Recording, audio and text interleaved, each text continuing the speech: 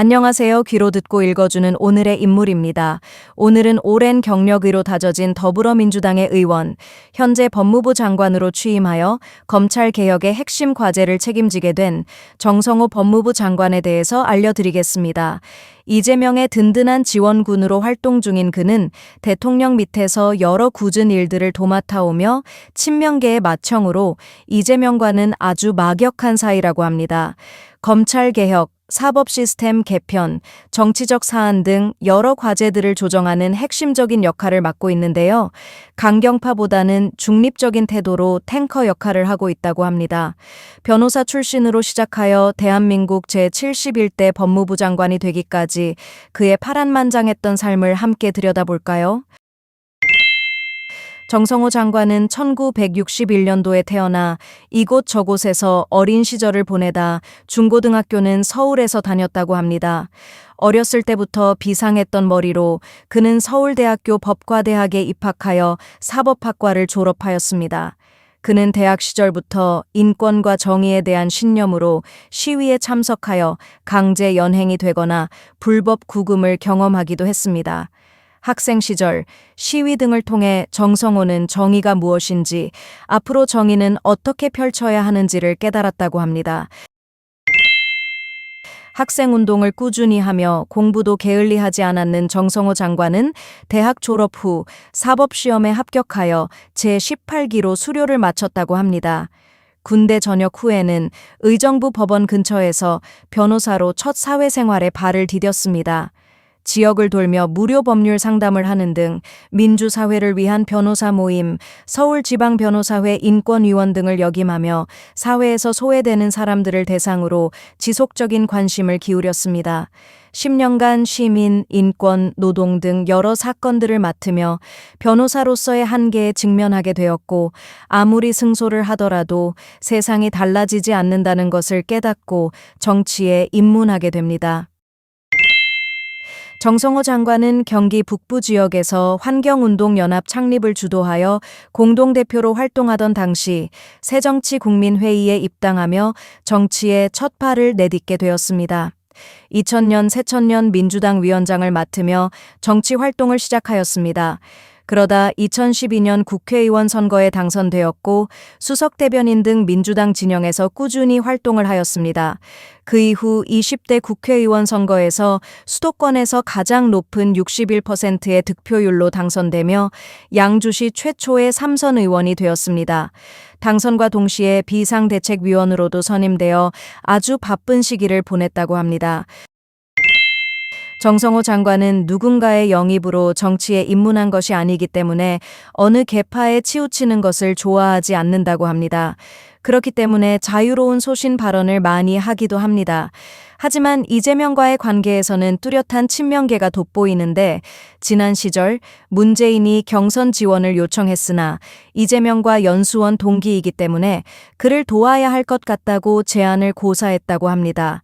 이후 2021년에 이재명의 대선 경선을 도우며 이재명 캠프, 열린 캠프에 합류하였습니다. 총괄 특보단장으로 활동하며 이재명에게 힘을 쏟아부었다고 합니다. 정성호 장관의 대표적인 논란은 첫 번째, 코로나 시국 룸살롱에 방문한 것입니다. 2020년 8월, 코로나가 한창일 시기에 그는 지역에 있는 친구들이 원내대표에서 떨어진 자신에게 술을 먹자고 하여 나갔다.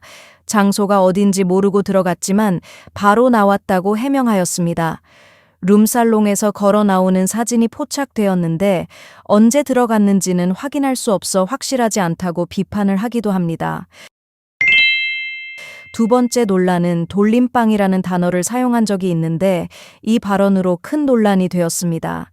지난 이재명 경기도지사의 대선 중 다른 후보로부터 집중 공격을 당하는 상황이 오자 기자와 인터뷰를 하는 도중 이재명 도지사가 돌림방을 당하고 있다라고 발언을 하였습니다. 논란이 생기자 바로 의도와는 다르게 부적절한 비유를 했다고 해명하였습니다. 세 번째 논란은 지난 22년, 23년도에 서울 구치소를 찾아 김용 전 부원장과 정진상 전 실장을 접견한 것입니다. 접견 자체는 논란이 되지 않지만 접견 장소를 변경한 것이 논란이 되었습니다. 하지만 교도관이 함께 입회하여 기록을 하기 때문에 정성호는 회유할 것이면 교도관도 없는 곳에서 완전히 비밀이 보장되는 곳에서 접견을 했을 것이라고 해명을 하였습니다. 위로차 면회를 왔고 변호사 경험을 토대로 법적 조언을 해줬을 뿐이라고 하였습니다.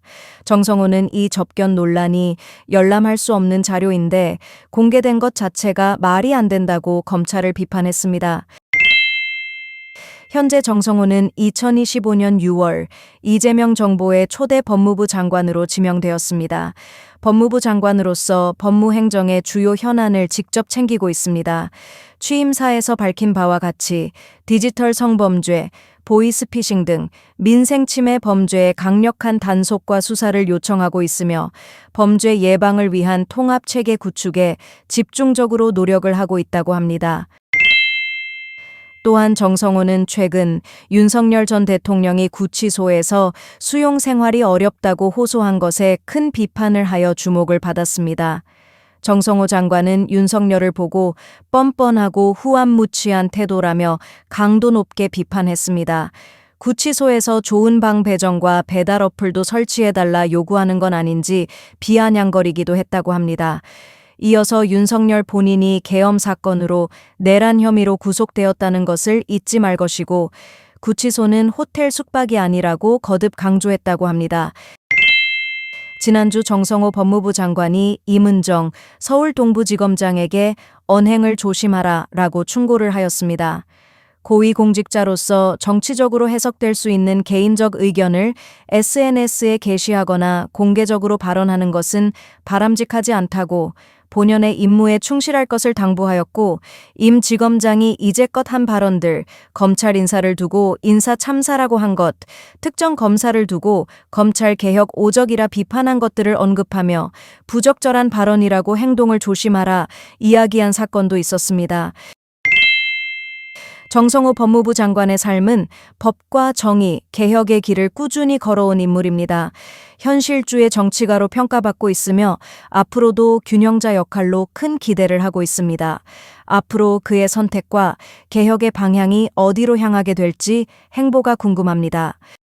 감사합니다. 구독과 좋아요도 부탁드립니다.